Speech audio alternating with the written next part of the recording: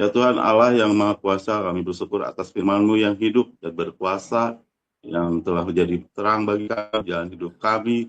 Kami memohon agar Engkau terus menuntun kami melalui firman-Mu yang akan dibacakan oleh Rektor Pak Mulyo sama Bu Neliana dan dibawakan oleh Pastor Dr. Pastor Yosef Paurjang MTH, sehingga kami dapat mengenal Engkau lebih dalam dan menjadi rema sehingga kami dapat melakukan segala kehendak-Mu. Bukalah hati kami dan pikiran kami untuk menerima firman-Mu dengan rendah hati. Berilah kami kebijaksanaan untuk memahami makna firman-Mu dan kekuatan untuk menerapkan dan dalam kehidupan kami sehari-hari. Bapa, biarlah firman-Mu menjadi pedoman bagi kami, cahaya di tengah kegelapan dan kekuatan bagi kami untuk menghadapi setiap tantangan hidup. Jadikanlah firman-Mu sebagai dasar setiap keputusan dan tindakan yang kami ambil. Kami mohon agar firman-Mu terus bekerja dalam hati kami, mentransformasi kami menjadi serupa dengan Engkau. Dalam nama Yesus, kami berdoa dan bersyukur. Haleluya. Amin. Amin. Oke, silakan lektornya. Wahyu 11. Kemudian diberikanlah kepadaku sebatang bulu, seperti tongkat pengukur rupanya, dengan kata-kata yang berikut. Bangunlah dan ukurlah bait suci Allah dan mezbah dan mereka yang beribadah di dalamnya. Tetapi kecualikan pelataran bait suci yang di sebelah luar. Janganlah engkau mengukurnya, karena ia telah diberikan kepada bangsa-bangsa lain, dan mereka akan menginjak-injak kota suci 42 bulan lamanya. Dan aku akan memberi tugas kepada 2 saksiku, supaya mereka bernubuat sambil berkabung 1260 hari lamanya. Mereka adalah kedua pohon zaitun dan kedua kaki dian yang berdiri di hadapan Tuhan semesta alam. Dan jikalau ada orang yang hendak menyakiti mereka, keluarlah api dari mulut mereka menghanguskan semua musuh mereka. Dan jikalau ada orang yang hendak menyakiti mereka, maka orang itu harus mati secara itu. Mereka mempunyai kuasa menutup langit, supaya jangan turun hujan selama mereka bernubuat. Dan mereka mempunyai kuasa atas segala air untuk mengubahnya menjadi darah, dan untuk memukul bumi dengan segala jenis malapetaka, setiap kali mereka menghendakinya. Dan apabila mereka telah menyelesaikan kesaksian mereka, maka binatang yang muncul dari jurang maut akan memerangi mereka dan mengalahkan serta membunuh mereka. Dan mayat mereka akan terletak di atas jalan raya kota besar, yang secara rohani disebut Sodom dan Mesir, di mana juga Tuhan mereka disalibkan. Dan orang-orang dari segala bangsa dan suku dan bahasa dan kaum melihat mayat mereka 3,5 hari lamanya. Dan orang-orang itu tidak memperbolehkan mayat mereka dikuburkan. Dan mereka yang diam di atas bumi bergembira dan bersuka cita mereka itu dan berpesta dan saling mengirim hadiah. Karena kedua nabi itu telah merupakan siksaan bagi semua orang yang diam di atas bumi. 3,5 hari kemudian masuklah roh kehidupan dari Allah ke dalam mereka, sehingga mereka bangkit, dan semua orang yang melihat mereka menjadi sangat takut. Dan orang-orang itu mendengar suatu suara yang nyaring dari sorga berkata kepada mereka, naiklah kemari. Lalu naiklah mereka ke langit, diselubungi awan, disaksikan oleh musuh-musuh mereka. Pada saat itu terjadilah gempa bumi yang dahsyat, dan 1/10 dari kota itu rubuh. Dan 7.000 orang mati oleh gempa bumi itu, dan orang-orang lain sangat ketakutan. Lalu memuliakan Allah yang di sorga. Celakalah yang kedua sudah lewat. Lihatlah, celaka yang ketiga segera menyusul. Lalu malaikat yang ketujuh meniup sangkakalanya, dan terdengarlah suara-suara nyaring di dalam sorga, katanya, pemerintahan atas dunia dipegang oleh Tuhan kita, dan Dia yang diurapinya, dan Ia akan memerintah sebagai raja sampai selama-lamanya.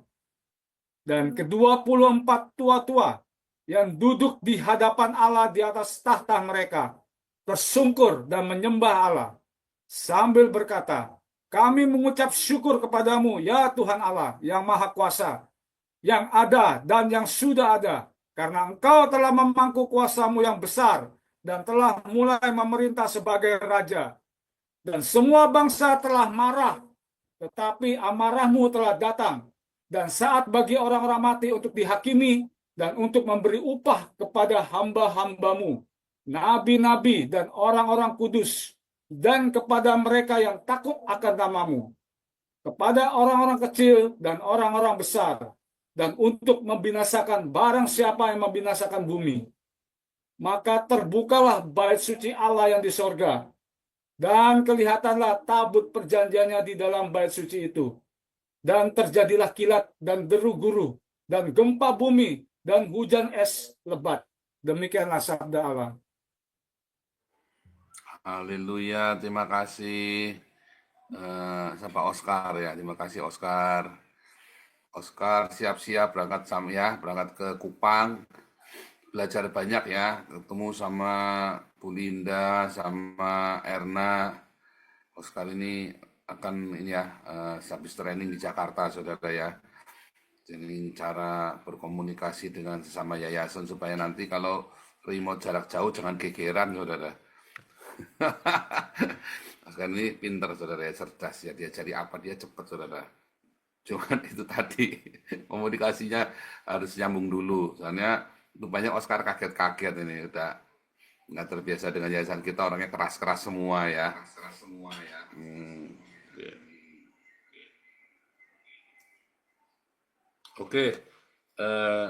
Terima kasih buat yang sudah kasih kolekte, Justin Huang, Ong Bak, Kapeng Wefu, S. Brisbane dari Australia, Kustiningsi Hartono, Korenani, VNDR, Kristiani 7, Edison South, Hamonangan Simermata, Sam Irving, God bless you semuanya. Oke, kita langsung masuk ya. Sebentar.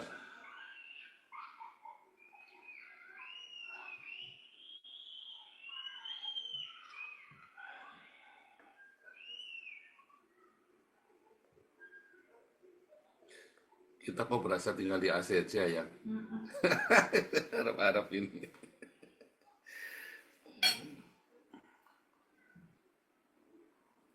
Nah, lebih Kita atur ya. Ini Y11 ya. Kita balik lagi ya. Saudara, saya mau bicara 3 hal, tapi secara ringkas, bikin sama ya. Ini adalah pertanyaan-pertanyaan yang saya lihat di kolom chat YouTube itu ya. Entah orang ini nggak mendengarkan secara utuh, entah, dan itu pertanyaan-pertanyaan juga bolak-balik ditanyakan juga di gereja. Bahkan ada satu jemaat yang biasa sama kita itu, yang sampai mutung ya, tentang bait suci ketiga, saudara ya. Tadi sudah saya jelaskan, sampai mutung nggak mau datang lagi ke kita. Terus mungkin ngamuk gara-gara ngawur ini sesat, katanya tidak ada bait suci ketiga. Ini tidak ada, tidak akan ada, saudara. Jadi satu topik yang kita bisa 24 orang kudus itu siapa, ya. Jadi dulu ya, saya sudah kena bolak-balik, tapi entah masih banyak yang entah tidak dengar ya, memang harus diulang-ulang pelajaran ini. Siapakah 24 orang kudus, saudara? 24 orang kudus ini adalah 12 dari 12 suku Israel dan 12 murid Yesus. Ya, itulah 24 orang kudus. Nah, coba saya akan bacakan di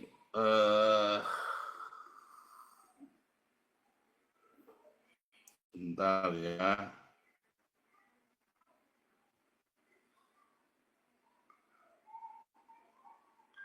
Saudara, saya terlupa.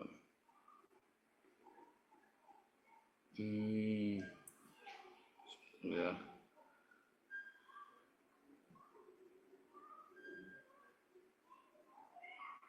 Ini bukan di sini.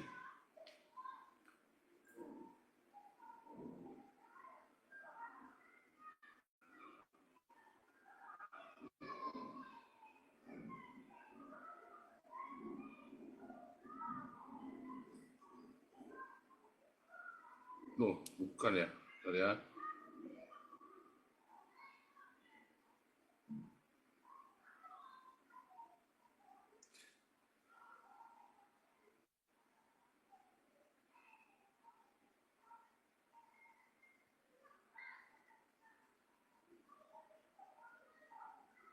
Bentar ya.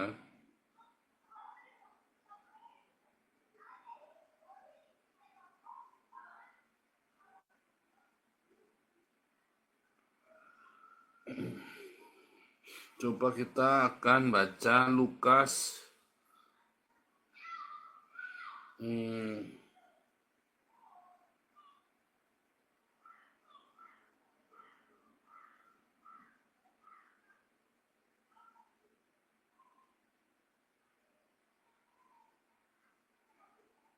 Lukas 18 aja ya. Lukas 18.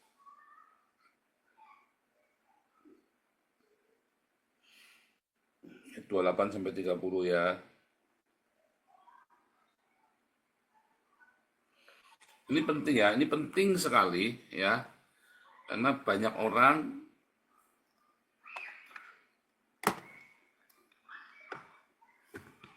malah ada beberapa orang yang mengklaim bahwa mereka adalah salah satu dari 24 tua-tua itu ya, Saudara ya.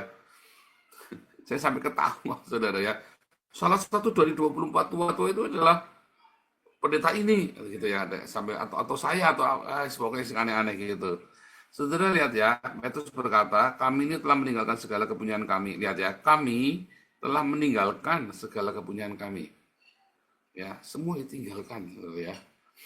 Dan mengikut engkau, kata Yesus kepada mereka, sesungguhnya setiap orang yang karena kerajaan Allah meninggalkan rumahnya, istrinya, saudaranya, orang tuanya, anak-anaknya, akan menerima kembali lipat ganda pada masa ini juga, dan pada zaman yang akan datang, ia akan menerima hidup kekal. Lalu orang Islam berkata, loh kan kamu dapat 100 istri, kan kalau di ayat lain 100 kali lipat ya.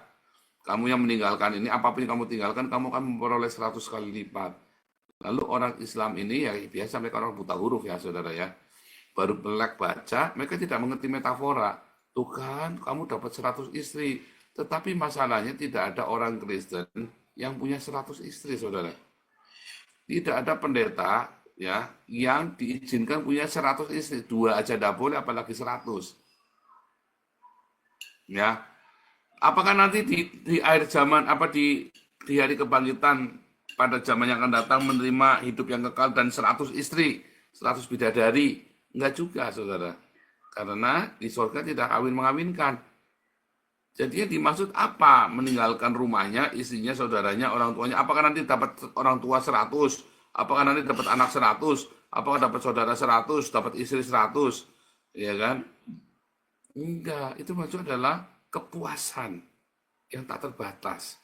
Kamu akan diberi kepuasan. Bukan kepuasan seksual, tapi kepuasan rohania.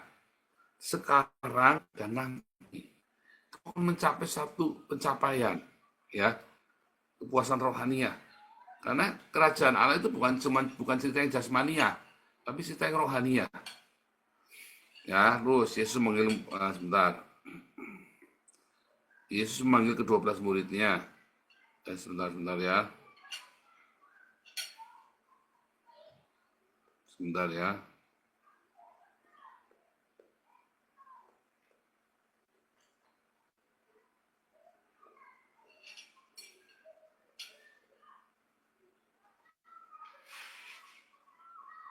Loh, sebentar ya, sebentar ya.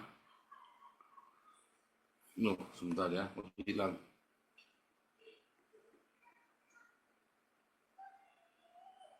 Oh, salah ya. Lukas 22.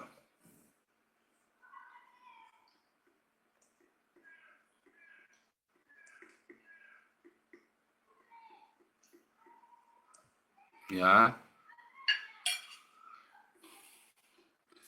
Terus ya.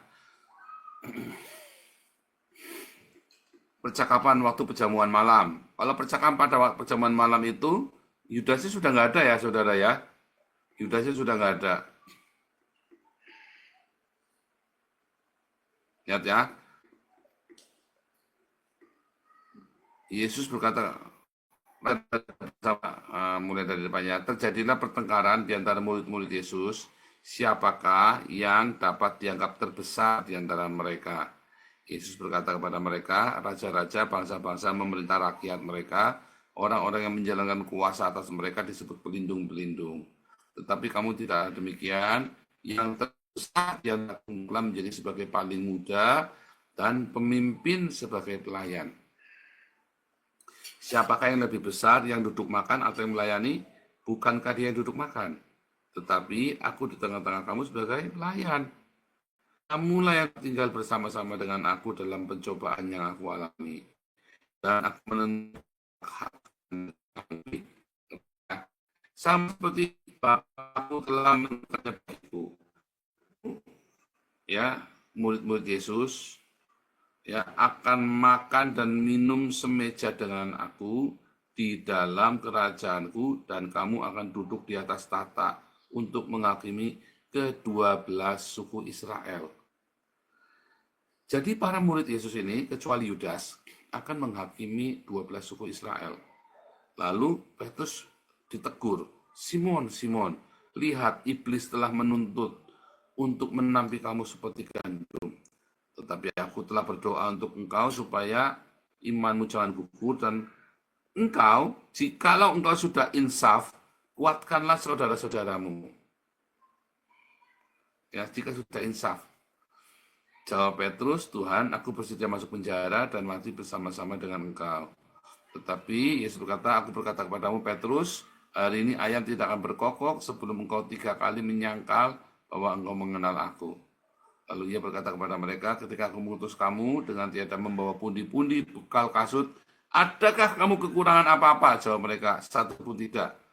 Katanya kepada mereka, tetapi sekarang ini siapa yang punya pundi-pundi, hendaklah ia membawanya. Demikian juga yang mempunyai bekal dan yang tidak mempunyai, hendaklah ia menjual jubahnya dan membeli pedang. Sebab aku berkata kepadamu, kitab suci ini harus digenapi kepadaku. Ia akan terhitung di antara pemberontak-pemberontak. Ya. Sebab apa yang tertulis tentang aku sedang digenapi. Kata mereka, Tuhan, ini 2 pedang. Jawabnya, sudah cukup. Ya. Lalu pergilah Yesus ke taman Getsemani. Saudara, ya, kisah ini tadi Yesus berkata, ya, bahwa kamu akan minum semeja dengan aku, duduk di atas tahta untuk menghakimi 12 suku Israel. Maka 12 dari 24 tua-tua yang pertama itu adalah murid Yesus. Siapakah yang ke-12? Karena kan si Yudas sudah nggak ada kan, gugur kan.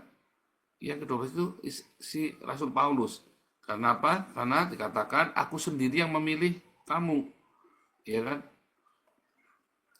Malaikat Tuhan berkata kepada Ananias, dia adalah alat pilihanku untuk memberitakan Injil. Untuk menggantikan. Jadi waktu 11 rasul ini buang undi, dipilih Matias. Tapi itu kan bukan kehendaknya Tuhan. Mereka belum penuh Roh Kudus dan mereka hanya berdasarkan insting mereka saja. Tetapi Tuhan sendirilah. Kan Tuhan bilang, bukankah dari kamu ini aku yang memilih kamu. Namun seorang di antaramu adalah iblis. Makanya diganti. Biarlah tempatnya digantikan oleh Paulus. Ya, jadi ada 12 suku Israel ya yang digantikan. Jadi kita tahu ternyata 24 tua-tua itu yang 12 pertama adalah suku Israel itu sendiri. Ya, 12 suku Israel yang ada di dalam Wahyu 7 ya.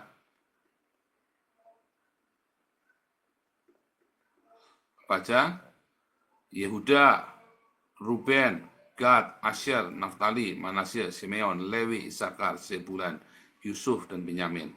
Ya. Nah, inilah yang ada. Apakah 24 tua-tua ini, ya, 24 tua-tua ini adalah orang, saudara?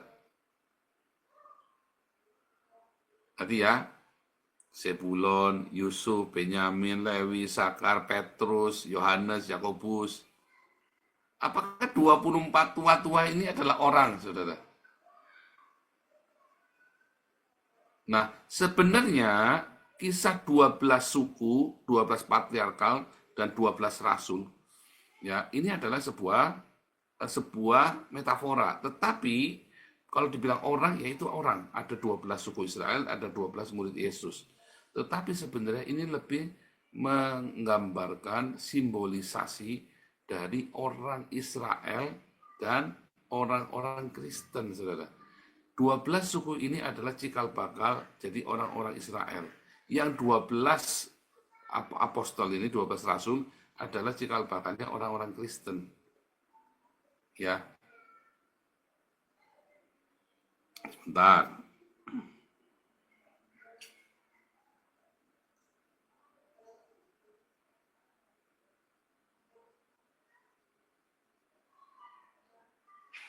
Di dalam, internetnya lemot banget ya. Di dalam Wahyu 21 ayat ke-12 ya.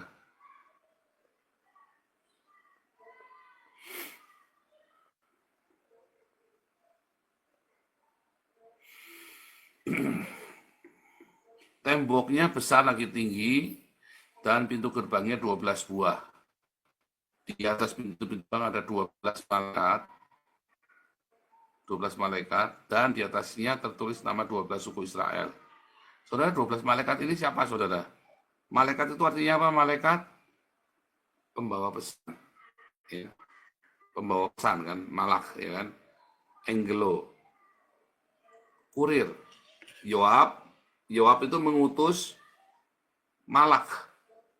Mengutus Angelo kepada Daud. Ya kan? Tetapi malak ini juga lagi utusan ini juga bisa cerita siapa? Apostol, saudara. Ya, bisa juga cerita apostol. Apostol kan juga utusan. Jadi temboknya besar lagi tinggi, pintu gerbangnya 12. Pintu gerbangnya ada 12 malaikat. 12 malaikat dengan 12 suku Israel.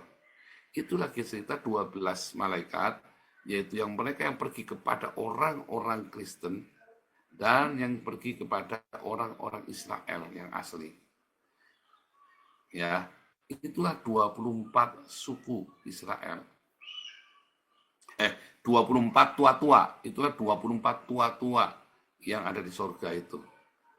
Jadi siapa? Itulah orang Israel dengan orang Yahudi.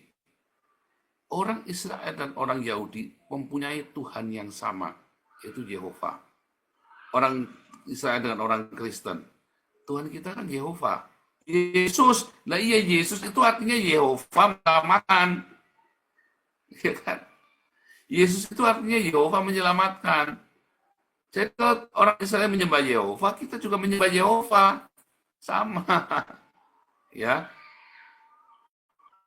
Nah, tapi harus ditulis, bedakan mana orang Yahudi, mana orang Israel, mana orang Kristen. Orang Israel diwakili dengan nama 12 suku Israel, orang Kristen, ya, suku Dan itu kan namanya diganti kan, suku Dan itu kan diganti sama si Manasye kan, ya kan, namanya suku Dan itu diganti sama Manasye. Lalu kalau Anda melihat si Yudas juga diganti sama Paulus kan, saudara ya, itulah 24 suku. Lalu maknanya apa, saudara? Maknanya bahwa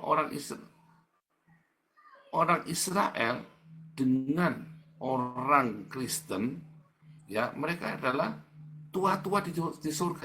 Itu kita ini adalah tua-tua di surga. Kita adalah yang memerintah kerajaan surga itu. Ya 24 tua-tua. Nanti kita balik lagi ke sana ya. Kita balik dulu ke dalam saksi A dulu sudah jelaskan. Ada 2 saksi Allah. 2 saksi Allah ini siapa, saudara? 2 saksi Allah ini adalah pohon zaitun. Siapakah pohon zaitun? Pohon zaitun ini di dalam Roma 4, dalam Roma 11, ya dikatakan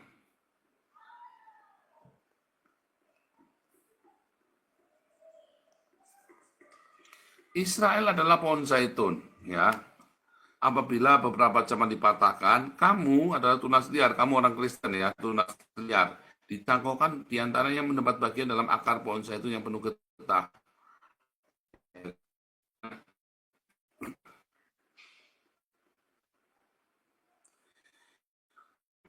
Ya. Jika kamu telah dipotong dari cabang dari pohon zaitun liar, bertentangan dengan keadaanmu, kamu telah dicangkokkan pada pohon zaitun sejati. Terlebih lagi mereka ini yang menurut asal mereka akan dicangkokkan pada pohon zaitun mereka sendiri. Ya.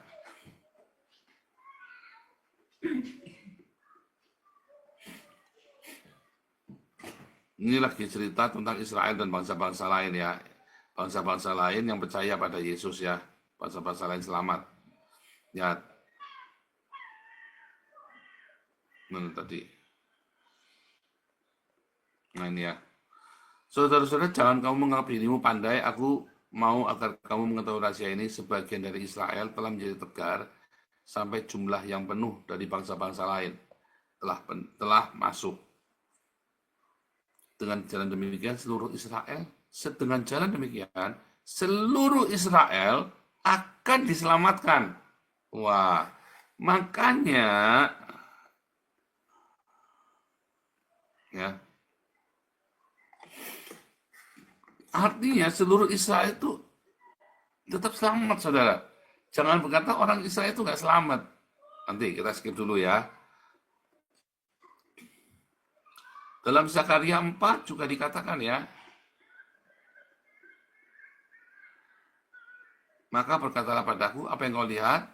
Tampak sebuah kandil dari emas, tempat minyaknya di bagian atasnya kandil ada 7 pelita dan 7 corot masing-masing pelita di atasnya. Ini terjemahnya salah, saudara.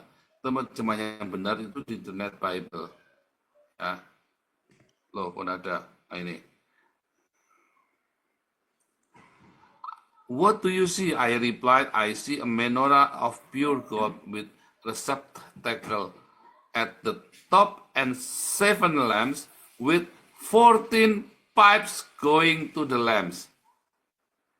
Ada 7 pipa, ada 7 lampu dengan 14 pipanya, saudara.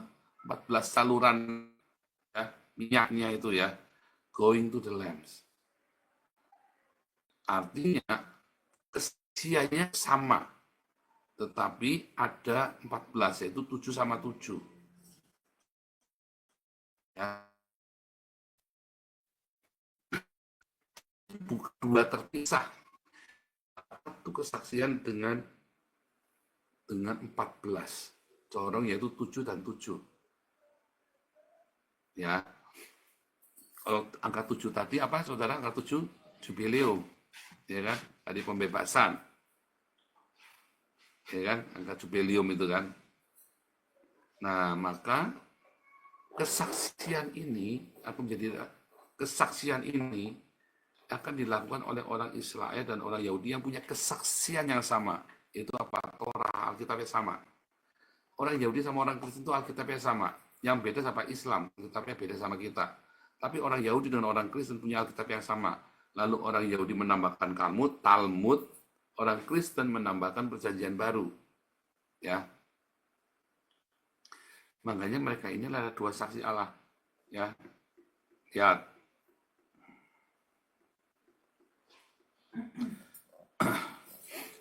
Maka berkatalah ia padaku, apa yang kau lihat? Jawabku, aku melihat tampak sebuah kandil dari emas seluruhnya, tempat minyaknya di bagian atasnya kandil 7 pelita, 7 corot masing-masing, ya kan? 7 pelita, 7 corot masing-masing pelita di bagian atasnya, tadi 14 ya.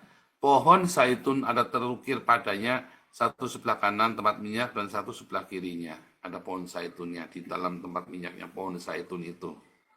Di pohon zaitun siapa? Terakhir ditanya ya. Nah, lalu berbicara aku kepadanya, apakah arti kedua pohon zaitun yang di sebelah kanan dan sebelah kiri kandil? Untuk kedua kali berbicara kepadanya, apakah arti kedua dahan pohon zaitun di samping kedua pipa emas yang menyalurkan cairan emas dari atasnya? Tidakkah kau tahu artinya semua ini? Jawabku, tidak, Tuanku. Lalu ia berkata, inilah kedua orang yang diurapi. Kedua orang, kita lihat ya, Zakaria 4 ayat 14. Zakaria 4 ayat 14. Yang berdiri dekat Tuhan seluruh bumi. Lihat ya, Zakaria 4 ayat 14 ya. Hebrew text.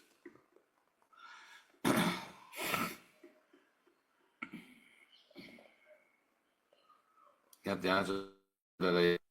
So he said, ya Vayomer ele seni bene Hayitzar. Ya, seni bene Hayitzar. Haumatim, umatim, adaun karena ya Adonai, ya Kahares. Ya, ini dalam logonya Hagios pakai seni bene Hayitzar. Ya, Hayitzar itu oil anointing atau fresh, ya, diminyaki, ya, diminyaki Yitzar. Benar tadi ya, sebentar.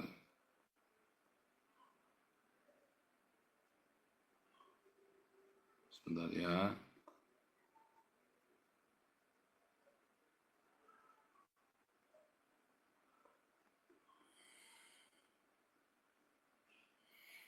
Kita lihat logonya Hagios ya.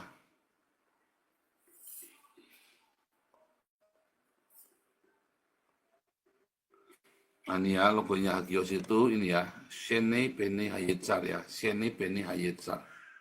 Logonya Hagios kita ya, dua saksi Allah. Nah, sebenarnya gambarnya bukan ini, gambar itu 14 coret, tapi saya nggak menemukan gambar yang baik, saudara. Saya udah berkali-kali minta digambarin, orang nggak ada yang bisa gambarkan.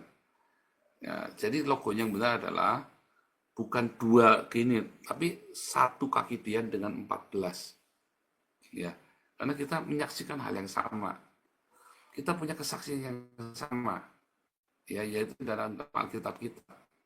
Dari kejadian Maliaki. Lalu selanjutnya orang Yahudi punya Talmud, kami punya. Nah, itu tadi pertama kita punya 24 tua-tua, ternyata yang 12 adalah orang Yahudi, orang suku Israel, yang 12 adalah para rasul. Yang 12 itu cerita tentang Israel, yang 12 cerita tentang orang Kristen. Ternyata dua saksi Allah juga cerita yang sama. Yang satu adalah orang Israel, yang punya ya, kita lihat ya, dalam Wahyu 12, dalam Wahyu 12 lagi ya, kembali.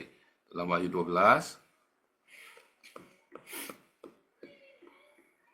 maka marahlah naga itu kepada perempuan itu, lalu memerangi keturunan yang lain, yang menuruti hukum-hukum Allah dan memiliki kesaksian Yesus. Dan ia tinggal berdiri di pantai laut. Hukum-hukum Allah itu adalah Torah, ya, hukum Allah. Kesaksian Yesus itu siapa? Ya kita orang Kristen yang punya kesaksian Yesus. Jadi orang Israel selamat nggak selamat karena dia punya Torah, dia percaya ya bahwa ada janji Allah di dalam Torah. Lalu ada kesaksian Yesus Kristus.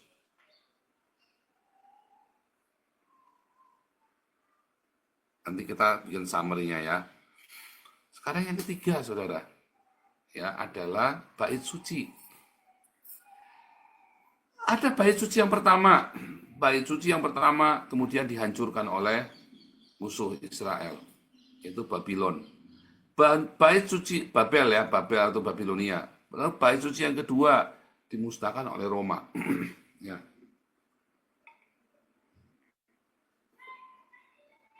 Maka apakah akan dibangun bait suci yang ketiga setelah 2000 tahun?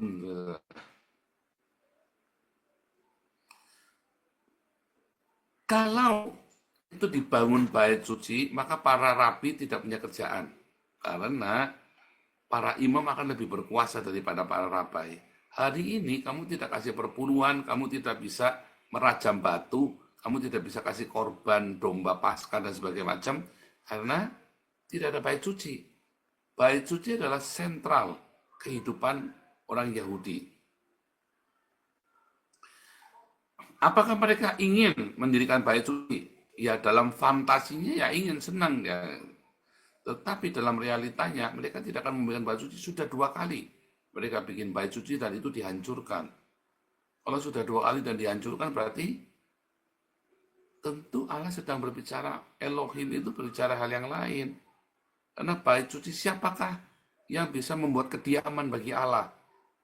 Nah, maka orang Yahudi ya punya bait suci, saudara. Siapakah bait sucinya orang Yahudi? Ya, ini udah bolak-balik diajarkan ya.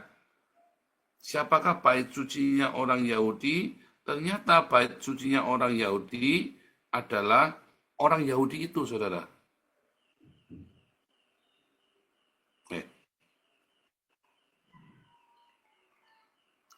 With the destruction of the second temple, God changed his mode interaction to the universe. Ya, this interaction mode, pola interaksi dengan alam semesta ini dirubah sampai dengan zaman penghancuran to God. Spirituality had a physical home in Jerusalem. Sebelum penghancuran bait suci, segala sesuatu yang berhubungan dengan spiritualitas secara fisik bertempat di Yerusalem. Tetapi dengan penghancuran, maka Allah temporarily remove the temple from its geographic location, place it within us, lalu menempatkannya di dalam kita, saudara. Instead of traveling to Jerusalem, God wanted us to find Him in our inner Jerusalem. Kita ini adalah Jerusalem. Ya, now our body, tubuh kita adalah bait suci. Jiwa kita adalah jendelanya. Pikiran kita adalah imamnya. Kohanim itu imamnya. Dan our animal instinct, hawa nafsu kita, binatang kita adalah persembahannya. Yang menarik, ternyata ini ditulis di dalam 1 Korintus 3. Ya.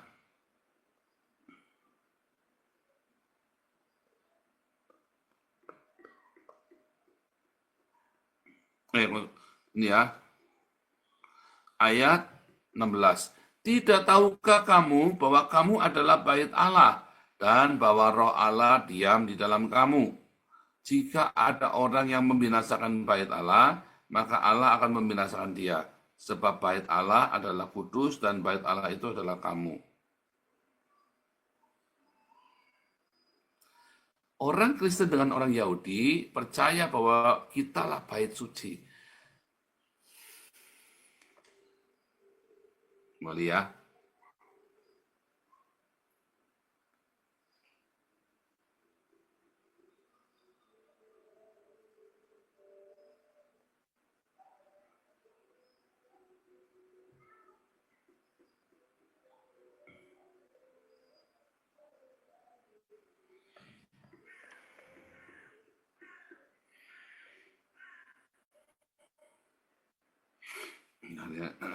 Banyak ya.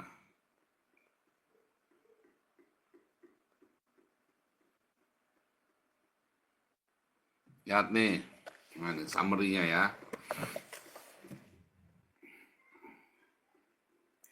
Kita cerita 24 tua-tua.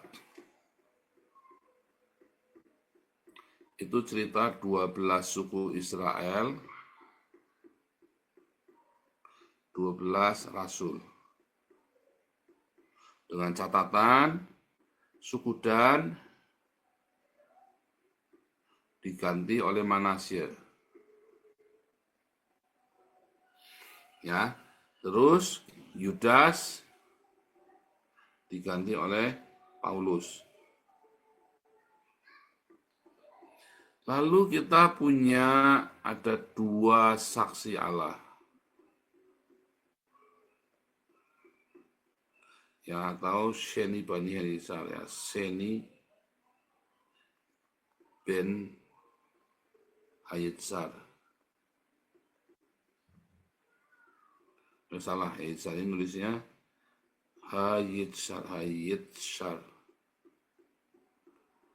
Ya, maka 2 saksi Allah ini ternyata adalah orang Israel dan orang Kristen. Ya, Sekarang kita punya bait suci. Ternyata bait suci di dalam Talmud adalah Yahudi.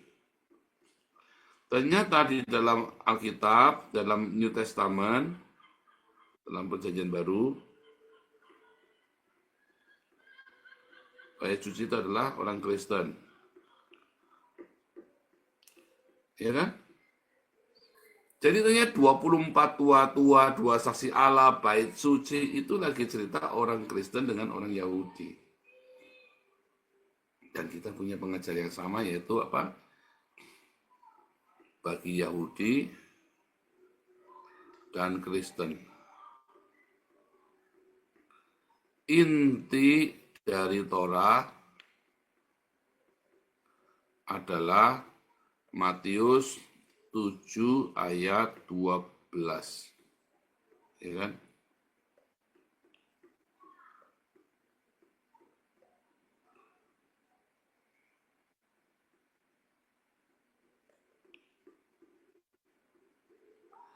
Lihat ya, Matius 7 ayat 12.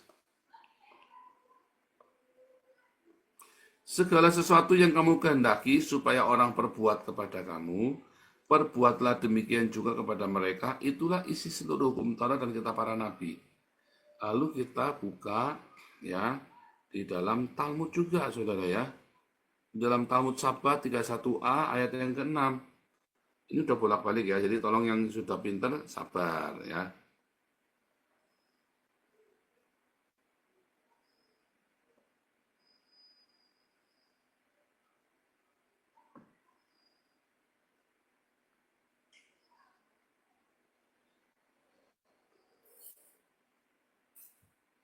Mana tadi? Ya, dalam Talmud Sabat 31a ya. That which katanya Hillel ya. Hillel itu adalah kakeknya Gamaliel. Gamaliel itu adalah gurunya Paulus. Rabai terkenal ya. Lalu Rabai Hillel berkata, apapun yang kamu benci orang lakukan kepadamu, janganlah kamu lakukan kepada yang lain. Sebab itulah the entire of the Torah. Yang sisanya itu cuma tafsir doang. Ayo belajar. Ya, saudara ya. Ternyata intinya itu sama. Ya.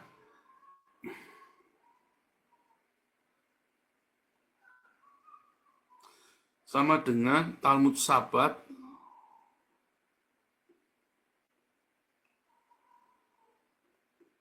tiga 31a ayat yang ke-6. Ternyata sama. Lalu di dalam Yahudi Kristen, di dalam Talmud Nedarim,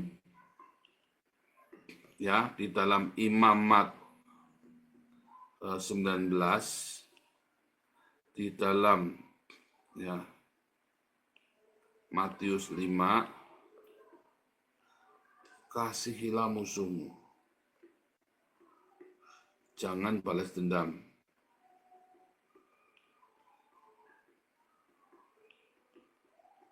Kasihilah musuhmu,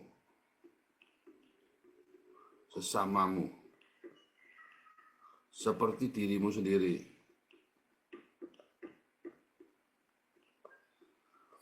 Ya, dalam Talmud Nedarim, dalam Talmud Imamat 19, dalam Matius 5. Sama, kasihlah musuhmu. Maka orang Yahudi dengan orang Kristen punya pengajaran yang sama, punya ajaran yang sama persis, tertulis sama persis. Ya, sehingga sebetulnya kita dengan orang Yahudi adalah beriringan.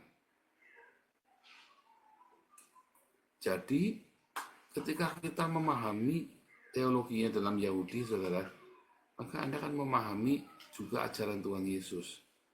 Bedanya orang Yahudi belajar yang muter-muter, nabrak-nabrak, 2000 tahun, kita, Tuhan Yesus sudah ajarkan, itu sudah ditulis itu loh. Itu sudah ditulis itu loh. Kok kamu dadak muter-muter, nabrak-nabrak dulu 2000 tahun. Ternyata tuh ajarannya sama. Ajarannya sama persis orang Yahudi dengan orang Kristen. Ya. Nah pertanyaannya, ya pertanyaan sekarang, terakhir penutup ya saudara ya. Setelah kita mengerti bahwa orang Yahudi dengan orang Kristen ini adalah beriringan, kita ini adalah saling melengkapi. Kita menantikan penggenapan kedatangan Tuhan Yesus. Orang Yahudi menantikan penggenapan kedatangan Mesias. Kita mengharapkan pembebasan. Orang Yahudi juga mengharapkan pembebasan. Orang Yahudi juga berkata bahwa Mesias akan menghancurkan musuh-musuh mereka. Kita juga sama. Bahwa Kristus datang akan menghancurkan musuh-musuhnya. Ya. Nah, itulah perihal orang Kristen dengan orang Yahudi yang selalu paralel. Jadi tidak ada replacement teologi, tidak ada orang Yahudi itu sudah selesai, tidak ada. Karena kita masih berhutang Injil kepada orang Yahudi. Karena Injil yang kita punya berasal dari orang Yahudi.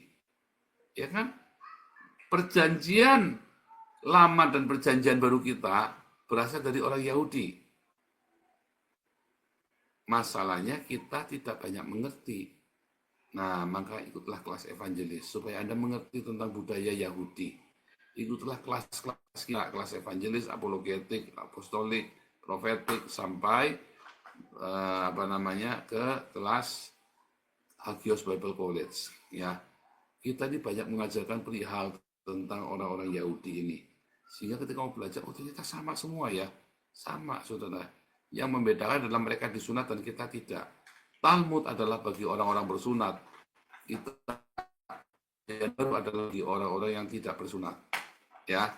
Oke. Tuhan Yesus memberkati. Silakan tutup dalam doa dan recite, Bu Santi.